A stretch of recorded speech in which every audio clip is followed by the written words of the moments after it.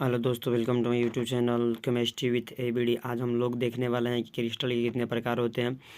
तो ये जो क्रिस्टल के प्रकार लिखा गया है ये आकर्षण बल के द्वारा लिखा गया है कि यानी आकर्षण बल के आधार पे क्रिस्टल जो होता है कितने प्रकार से होता है। तो देखिए 4 प्रकार का होता है। पहला होता है आयनिक क्रिस्टल, दूसरा होता है सहसंयोजक और तीसरा आणविक क्रिस्टल, चौथा धात्विक क्रिस्टल। तो सबसे पहले हम लोग पढ़ेंगे कि आयनिक क्रिस्टल किसे कहते हैं। ठीक है, तो चलिए चालू करते हैं। देखिए दोस्तों, लिखा है कि आयनिक क्रिस्टल यानी कि आयनिक क्रिस्टल्स वैसे क्रिस्टल जो धनायन या ऋण आयन के मिलने से बना होता है, तो उस क्रिस्टल को हम लोग आयनिक क्रिस्टल कहते हैं। जैसे यहाँ पे आप देख सकते हैं, फिगर बताया गया है।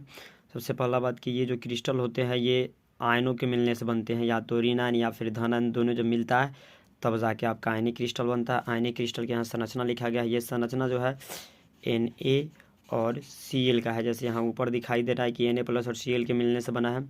कुछ इनके विशेषताएं होता है। देखिए यहाँ पे लिखा है कि आयनिक क्रिस्टल की विशेषताएं, यानी ये भंगुर और ये कठोर और भंगुर होते हैं।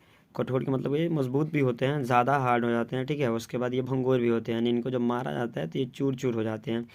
दूसरा इनका गुण बताया कि इनका द्रवनांक और क्वथनांक जो होता है काफ़ी ऊँच होता है, यानी काफ़ी ज़्यादा ऊर्जा की आवश्यकता पड़ती है इनको गलाने के लिए तथा जमाने के लिए। ठीक है, तीसरा बताया गया कि ठोस अवस्था में जो होते हैं इनमें विद्युत धारा का प्रवाह नहीं होता है, लेकिन जैसे ही इन्हें हम द्रव की अवस्था में बदलते हैं तो इनमें धारा का प्रवाह होने लगता है। यानी कहने का मतलब हुआ कि जब तक इसको ठोस अवस्था में रखिएगा तब तक इससे विद्युत धारा प्रवाह नहीं किया जा सकता, लेकिन जैसे ही इसको द्रव अवस्था में लाया जाता है तो इससे धारा का होने लगती है कि प्रवाहित होने लगती है। ठीक है, आगे लिखा है कि ये जलीय तथा ध्रुवीय विलायकों में आसानी से घुल जाते हैं। ध्रुवीय विलायक यानी कि जिनमें ध्रुव पाया गया, पोल पाया जाता है उनमें, तथा जल में जब इनको घुलाते हैं तो ये आसानी से घुल जाते हैं। किंतु अध्रुवीय विलायक यानी जिनमें ध्रुव का उपस्थिति नहीं होता है, जैसे उसमें एसीटोन आ सकता है, बेंजीन आ सकता है, ये सब जो होते हैं इन सभी में ये जो आपका आयनिक क्रिस्टल होता है ये घुलता नहीं है।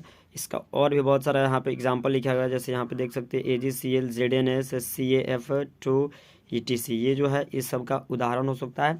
आगे एक बार फिर फिगर को समझते हैं। देखिए फिगर लिखा गया है ना, जहाँ जहाँ आपको ये काले दिखाई दे रहे हैं, काले ये आपके Cl- है, और जहाँ जहाँ रेड दिखाई दे रहा है, जैसे यहाँ रेड है, यहाँ भी रेड है, यहाँ भी रेड है और यहाँ रेड है, ये सब आपका Cl है। यानी एक रेड के बाद एक काला फिर रेड, यानी कि पहले आपका Na फिर Cl फिर Na, फिर यहाँ पे आइएगा तो यहाँ पे आपका आ जा रहा है Cl फिर Na, फिर यहाँ Cl Na Cl, फिर यहाँ Na Cl Na, ऐसे करके यहाँ पे इलेक्ट्रॉनों परमाणुओं को व्यवस्थित किया गया है।